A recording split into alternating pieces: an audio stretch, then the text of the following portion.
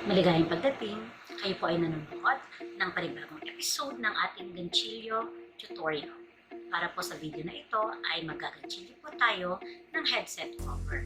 Ito po ay napapanahon para sa ating mga anak na nag-online studies ngayong panahon ng pandemic. Paalala lang po, ang project na ito ay under ng intermediate level.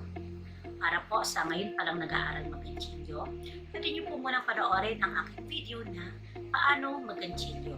Ang link po ay nakasulat sa description box sa baba. Or pwede niyo po itong hanapin sa aking playlist na crochet tutorial. Ito po si Kim's Kimmy, kayo nanonood sa Candle Crochet.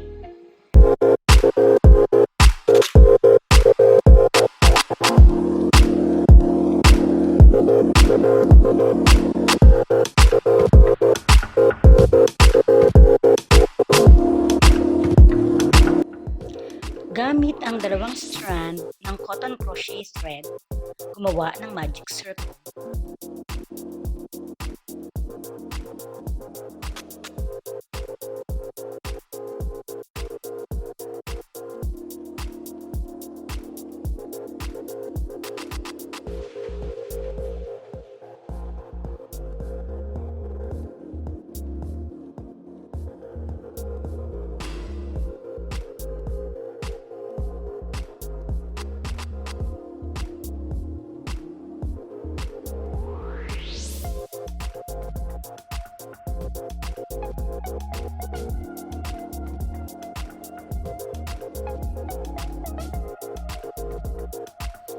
Mag-chain ng dalawa. Gumawa ng 11 na double crochet sa magic circle.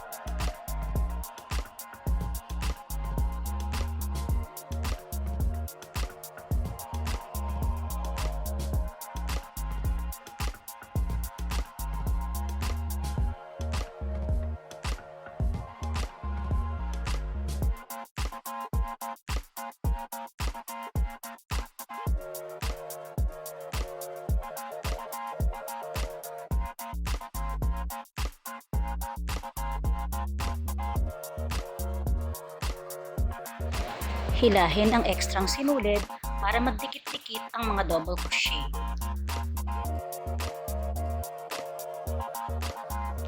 Idugtong sa pamamagitan ng slip stitch. Dapat ay may 12 na double crochet sa buong row 1. Mag-chain ng dalawa. Gumawa ng double crochet sa kaparehong chain.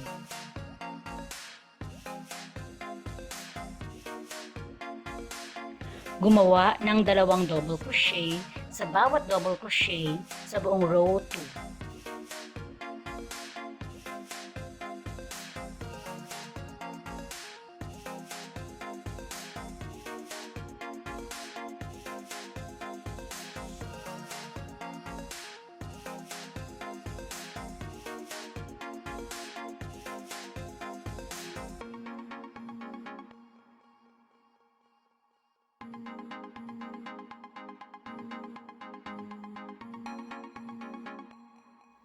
Idugtong sa pamamagitan ng slip stitch.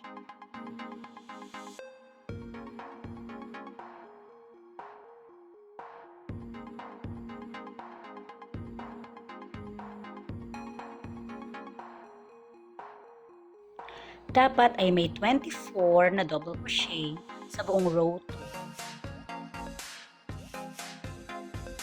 2. Mag-chain ng dalawa. Gumawa ng dalawang double crochet sa susunod na double crochet.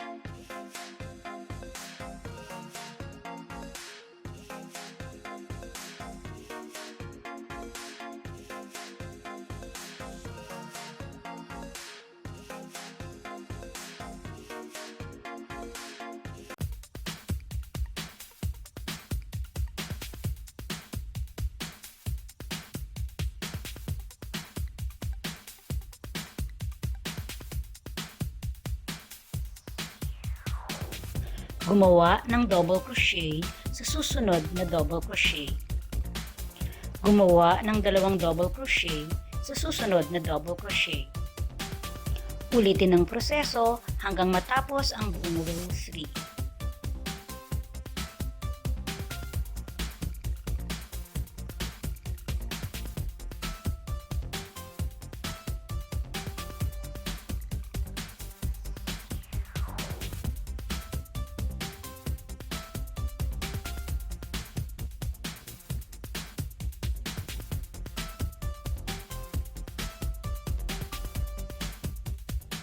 Idugtong sa pamamagitan ng slip stitch. Dapat ay may 36 na double crochet sa buong row 3. Mag-chain ng 2.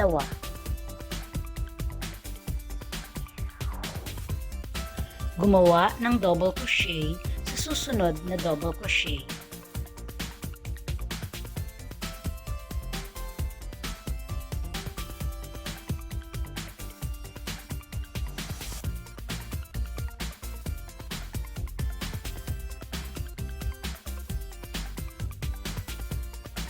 Gumawa ng 2 double crochet sa susunod na double crochet.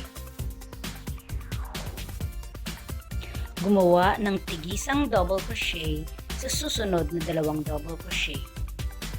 Gumawa ng 2 double crochet sa susunod na double crochet. Ulitin ang proseso hanggang matapos ang buong row 4.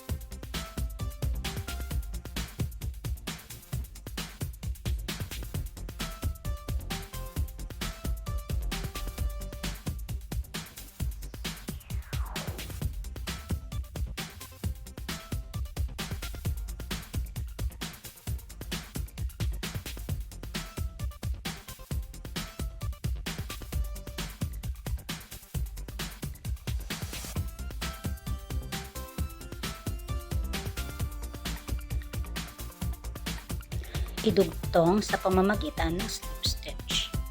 Dapat ay may 48 na double crochet sa buong row 4. Mag-chain ng 2.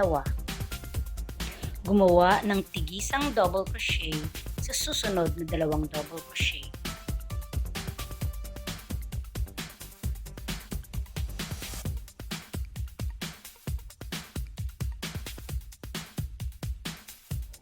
Gumawa ng 2 double crochet sa susunod na double crochet.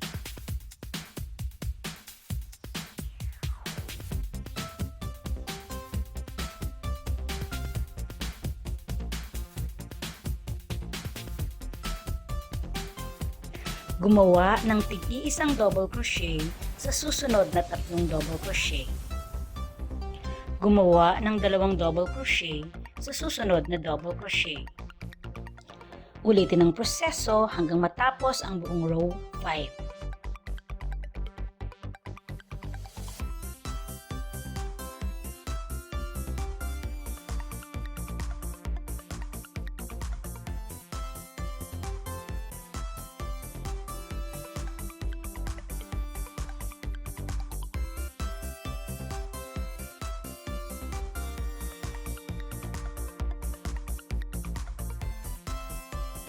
Idugtong sa pamamagitan ng slip stitch.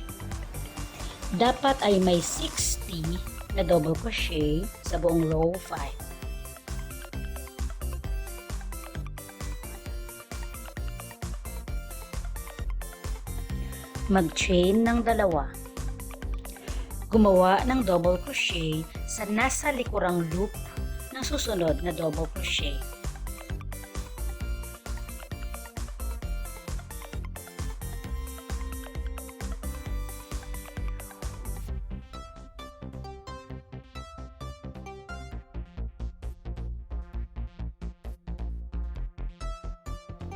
Ulitin ang proseso hanggang matapos ang buong row 6.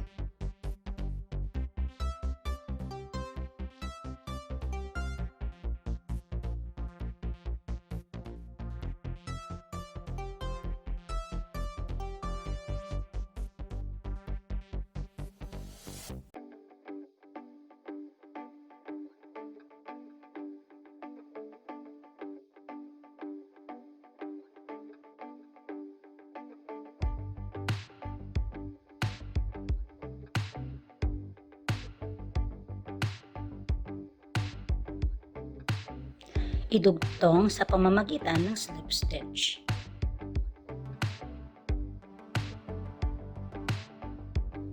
Mag-slip stitch sa susunod na 3 double crochet.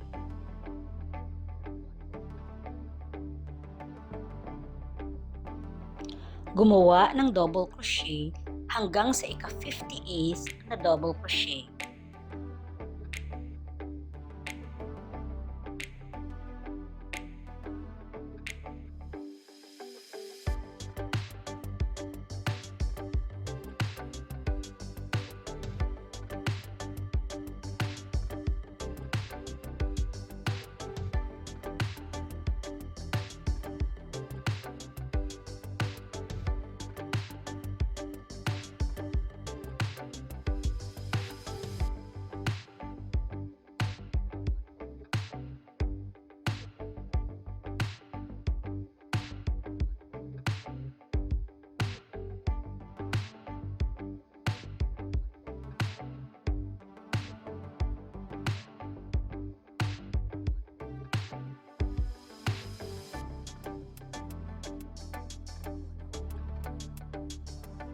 Mag-slip stitch sa susunod na 2 double crochet.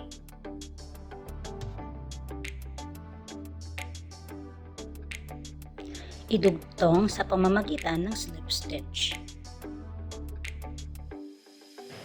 Gumawa ng pinag-isang single crochet sa susunod na 2 slip stitch.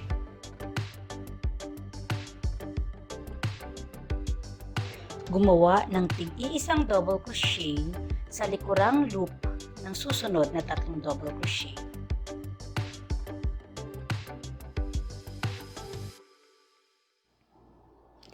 Gumawa ng pinag-isang double crochet sa likurang loop ng susunod na 2 double crochet.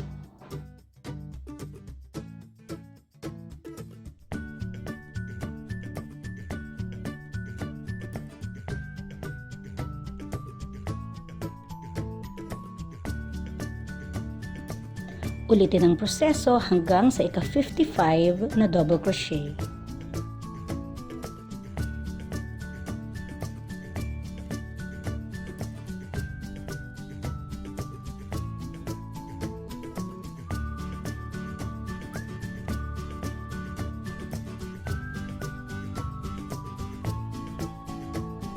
Mag-slip stitch sa susunod na 2 slip stitch.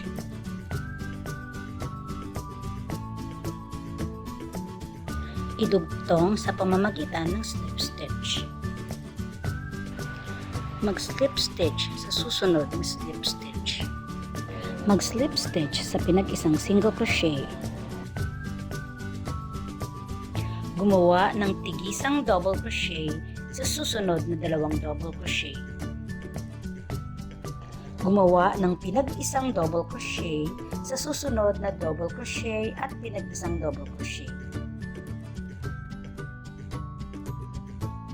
Ulitin ang proseso hanggang sa ika-43 na stitch.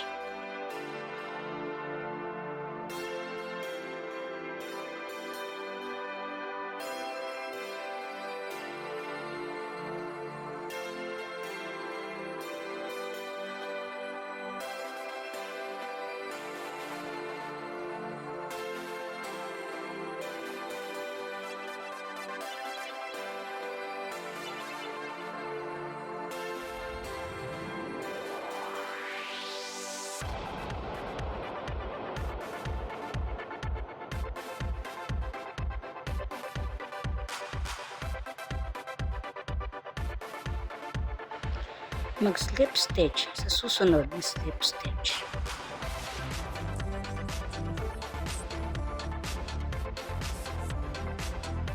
Idugtong sa pamamagitan ng slip stitch.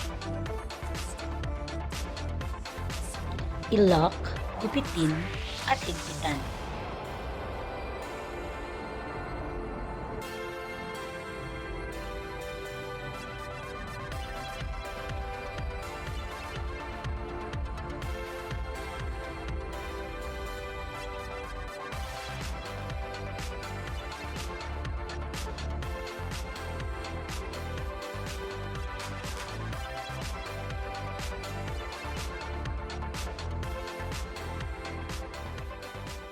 Ayan, meron na tayong headset cover.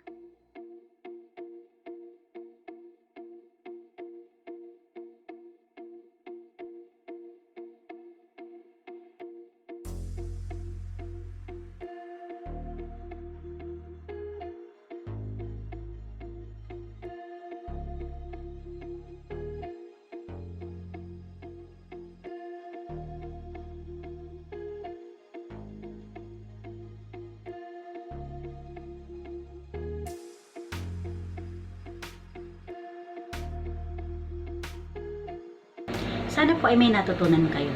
Kung nagustuhan niyo po ang video na ito, pakiclick po ang like at share. Para sa iba pang mga video na kagaya nito, pakiclick po ang subscribe. Maraming salamat po.